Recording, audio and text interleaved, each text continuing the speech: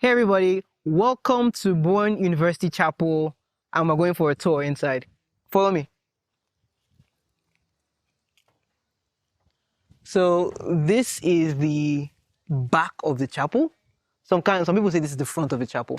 It depends on your perspective. If it's a cross shape, so this is the head of the cross, and it has two wings and the inside. So we'll see everything about it from the inside. Hello. Yes. Okay, so we're in the back area now. So here is the what do you call it? The confession stands where you can get water, drinks, meat pie before the service starts. So you have to come early because when the service starts, everything is closed. Restrooms for staff. This is chaplain's offices. Um, I think this is the area. It's a nice space because you can look up and you can see the three different floors and stories. So chaplain's office is on the second floor. On the third floor is the conference room and some other offices, like technical offices.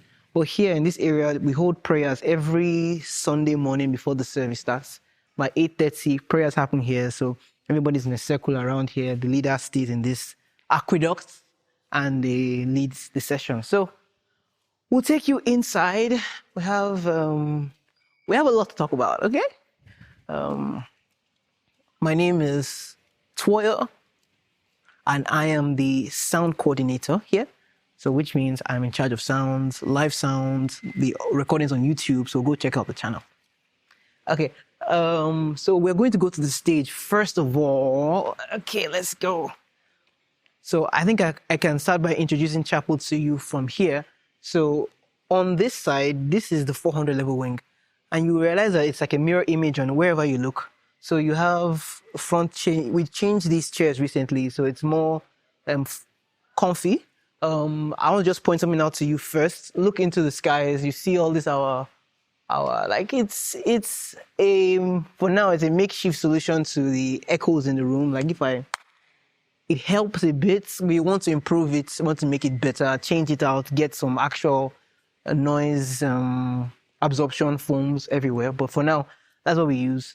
So this is the back of the stage. I'll just take you straight away to the drums. What we have here, our drum sets. These are the musicians do their stuff. We have a mic system. We use Shaw's, this series of mics. It gets the job done.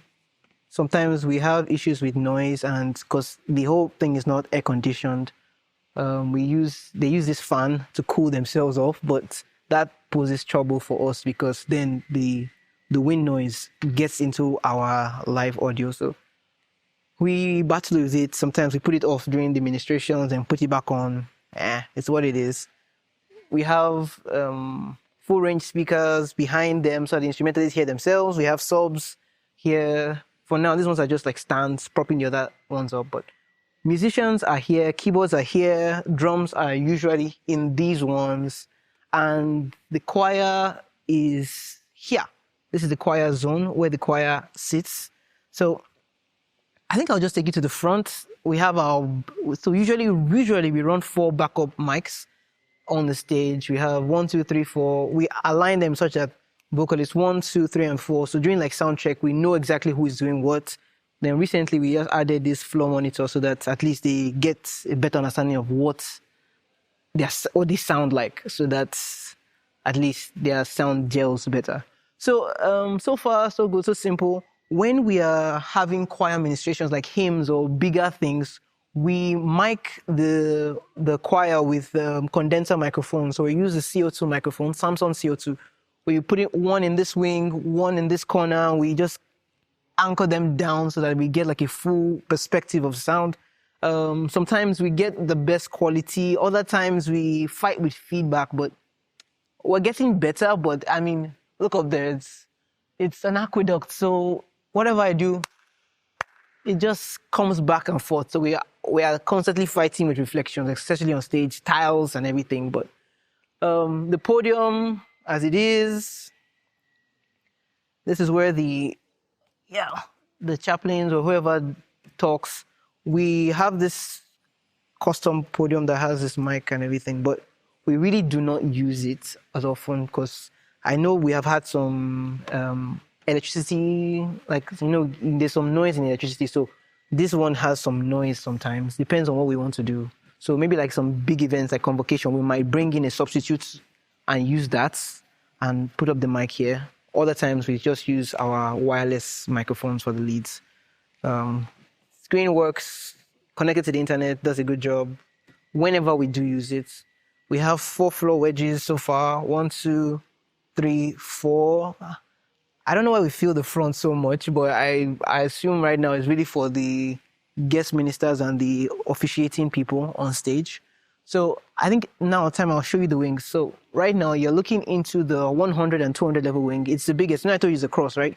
You see the picture of the cross, the plus sign. This is the longest wing and the biggest one. So 200 level students and 100 level students are here.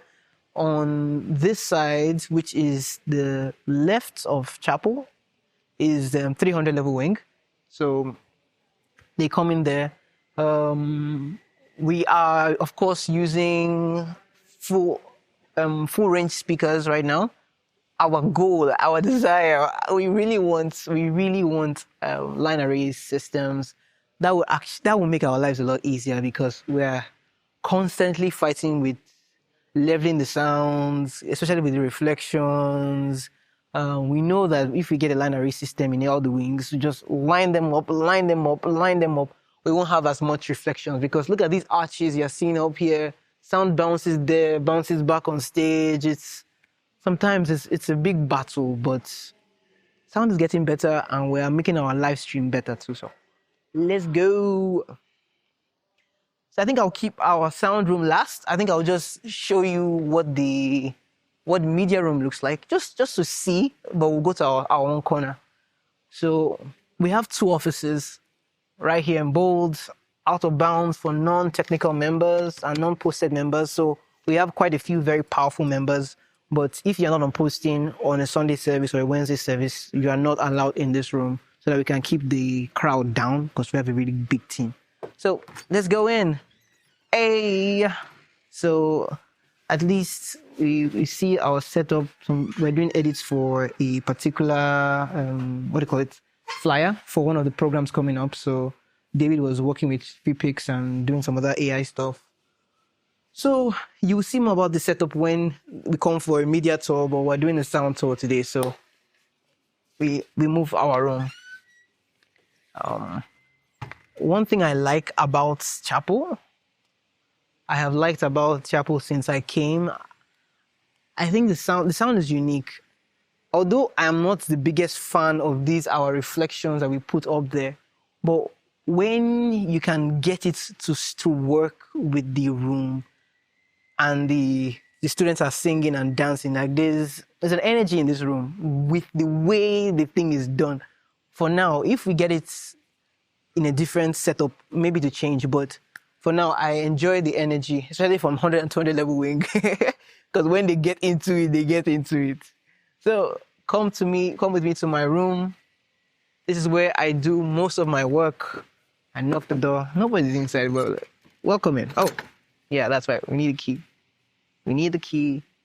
Who has the key? I'm supposed to have the key. Yeah, I have the key. Okay. So, come in. Welcome in. And the first thing that greets you is this signboard up here that says you're 100% amazing. I'd like to remind all our members of how much they mean, because we do have a big team, and when I say big team, we're at least actively, we should be at least 40, but passively, we're probably like 80, 90, 100. So those who are always there, they come in and out. But we have a lot of volunteers. We're all unpaid, all students. And then we have a few supervisors above us. But basically, those who do the work are students and are unpaid. So my job is not just to run the sound. It's also to teach the students, like, show them, okay, this is what we have done. This is what we're doing. I'm currently 300 level medical student, but my past experience with sound has given me some leverage to be able to share what I know. But the goal in our whole setup is to be able to make the sound consistently good and at the same time teach young people the elements of sound and make them more like Jesus, make them realize that the depth of relationship with Jesus, you serve him with what you do, but it's the secret place that matters. So our cable system is not as organized as would like, but this is what we have. So this controls all the lighting in chapel. You see the lights were off when you came in, but if I wanted to, I'll put on all the lights, and you see all the lights in chapel have come on. So we control the lights in chapel. Put up this one so you can see that range.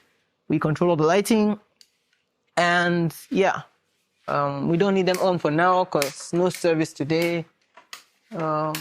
We do sound checks in the evenings, like Saturday nights before Sunday service. And this is our mixer, our beloved mixer.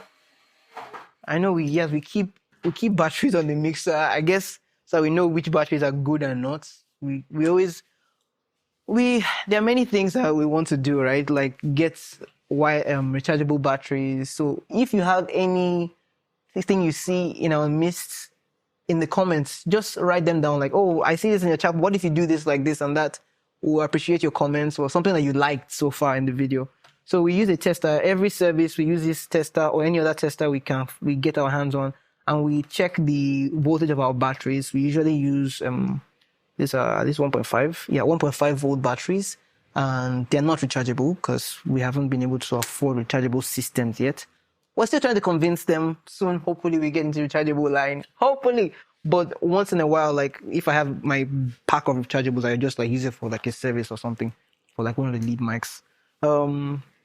We run Shure microphones. I don't know the exact name of the series. So we have a BL-X4, and we have this one. So there are two wireless mics that we have on ground.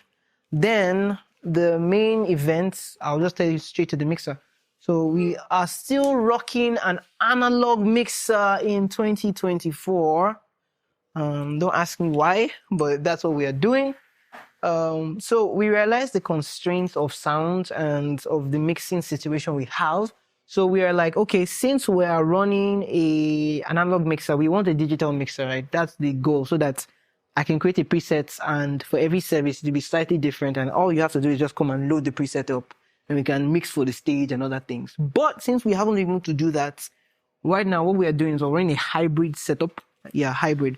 So recently, our chapel bought this for us. We made a request and it was approved, and we got the Scarlett 18i8.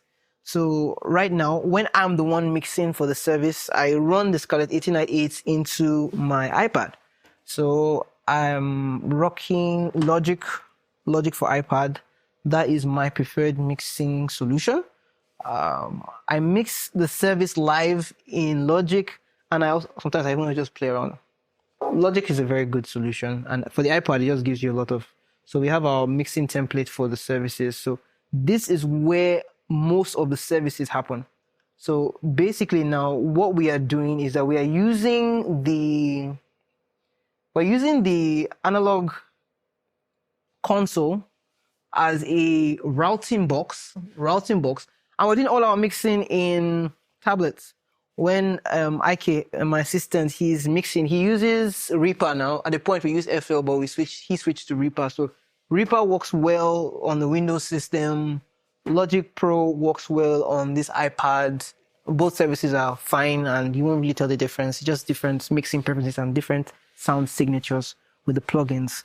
So what we do is that we take we separate out the groups. We do these things where we engage all our groupings differently. Like when we're running with effects, some services I don't bother with that. Like let's say it's like a Thursday evening service, because the other guys too, I told you about we're training a team of people, so they too are going to have to learn, right? So they just run it raw into this. So we don't use this setup. But when we do use it, we have our groups. Our sax is in group 1 because group 1 was a bit muddy, so we chose to just leave that group 1 for saxes.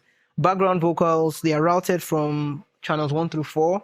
We route them through the groups, and of course we pan them to the right, and then we engage group 1 and 2 so that they only go to group 2. Then drums are in group 3, same thing, we pan it to the left and engage group 3 and 4 only. it's a bit of routing stuff. Maybe we'll talk about it later if you're interested. So leave a comment about that. Then the key situation is a situation on ground that we are really honestly struggling with, because we have still not been able to figure out why, but we have some kind of like noise, like I think it's a grounding noise. It's an issue sometimes. So sometimes the keys come in clean, sometimes the keys have a lot of grounding noise. But we run the keys through group 4, and we have some extra buses we use, like auxiliary 6. Auxiliary 6 is where we run the lead vocals, so we put auxiliary 6 to work. Auxiliary 1 is for the stage monitors. Auxiliary 2 is for also the stage monitors. 3 is also for part of the stage monitors. Then 4 is for our subs that we have around the outside. 5 is for a sidechain compression, make it thicker, but although we don't really use it when we're using that. And 6. So I won't really get into the details, although I got into so much detail, but you guys will be fine without those details. So this is the interesting part for me. This is why I enjoy mixing sound on Sunday services and Wednesday services. It's because of the ability to push myself by using plugins. So most times we use the low latency mode. It helps make the sound, like you won't really notice that we're using, like nobody knows, like many people don't know that we are using like an iPad to run the service. This is our mixer here. And people think that this is what we use. Nah, we don't use this. We use this. And that way I can then add in like lead vocals. I can raise them up and down. When Chaplin is speaking, I don't stress myself with the other things. We actually use, let me show you, pitch corrects. So we're actually tuning our vocalists dynamically. So I have, where is it at? My piano app on my phone. So I'm an instrumentalist, so I play saxophone. So it kind of helps working with the instrumentalists to do that. So let's say they start on the key of a song. I find the key of the song that you're singing just by listening. And then I come in here and I select the key, F, chromatic. I want a major scale, and we activate the pitch correct, and it helps tune them a bit. We don't do it too much, so it's not too fake. Yeah, so we separate all our channels in here. We bring in a lot of stuff in here. This is how we route with this and this back and forth. We send, after we've done the processing, we send the signals back through our master here, and then this goes out to the left and right. Right now in Chapel, we're using a left mono setup. If you know what that means, it just means that we're not running stereo in Chapel. Live stream is not really stereo either, but I mean, it sounds good. Okay, so our amp racks, we have quite a few amps. Come to this side. So we different amps running here and there, both in different seasons of time. Some don't work, some are just like spares, but we can use quite a few. How many? 1, 2, 3, 4, 5, 6, 7, 8, 9, 10, 11, 12, 13, 14, 15, 16, 17. Like 17 amps, at least 17 amps we use every Sunday service. So that's why our air conditioner is a big blessing for us. Sometimes when it doesn't work, we have to use like our fans to cool us off, but they fixed it for us recently. So in the back here, we have a table. We really don't do much here. This is mine. I use it for like coding and some other things I do, but we really do not use this table for services, except we are doing like a joint service setup where we bring the media stuff here and we combine it. Other times we record with a backup computer, we record the audio here, but still other times we mostly for this season, we are using the Zoom H1n to record services. This is actually where we're recording the audio for this video right now. So I plugged that into a matrix. The matrix at the back, a matrix sent. Yeah, the cable situation at that back is actually quite terrible and terrifying. Don't be too mad about it, but you can only do enough. So the cable situation there is actually not the best, but we're getting good audio. I mean, for now. So we use the Zoom H1n to record the services, engaging a limiter, taking out through matrices, and we record the services here. Then we send it to, at the end of service, I take it into Logic, do some mastering, and then give it to the media team. They combine it with the videos, and then we upload it to YouTube. So you can go check out our Boeing Chapel YouTube channel, because this is going to be our Boeing technical channel. So this is the behind the scenes. So you check it out, you see what it's like. So let's go for a tour of the speakers now. Okay, so our speaker situation is interesting. I talked about the line array system. So the wings, we have these speakers here. So it's, I think maybe I'll show you guys the routing we have. Maybe I'll to just show on the screen like the speaker patterning. So we have speakers in every wing on both sides, left side, right side. That's Fermi right there. So he's just coming from a recording. So every Saturday we do news recording. So he's the one running he's running the news for us, the audio for the news. So we have side field speakers and the wings. I'll take you to the 100 level wing. You'll see them better. Side field speakers, 1, 2, 3, 4. I think you'll see it better in this wing like this.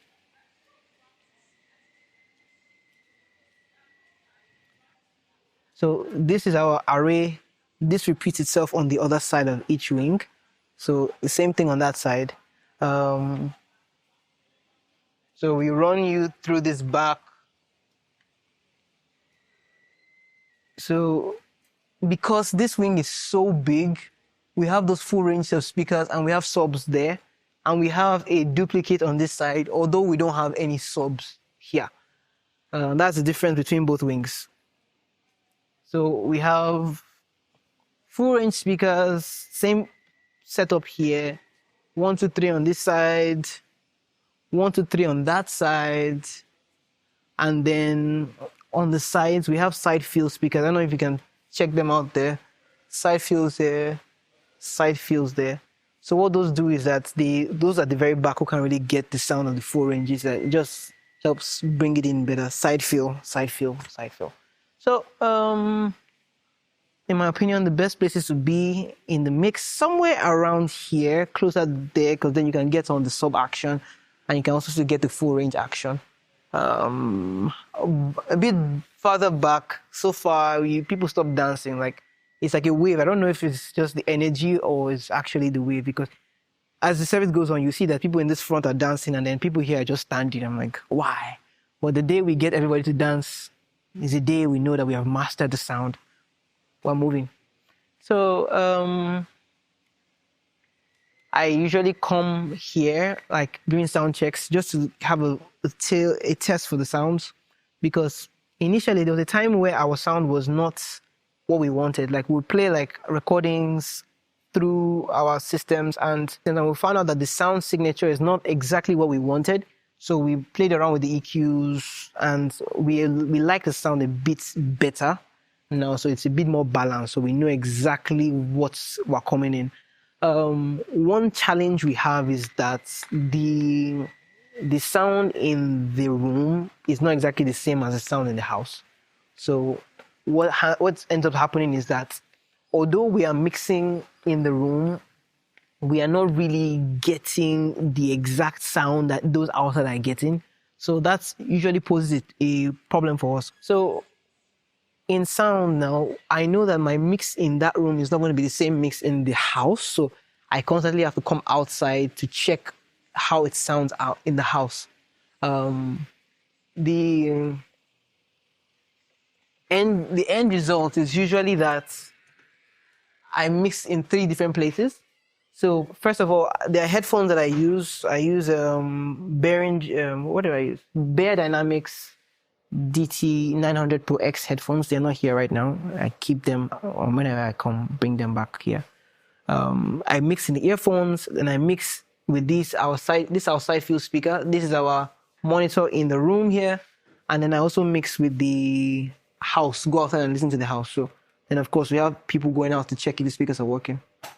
So you got a tour of the chapel. Thank you for joining us today with Bowen Technical Unit YouTube channel.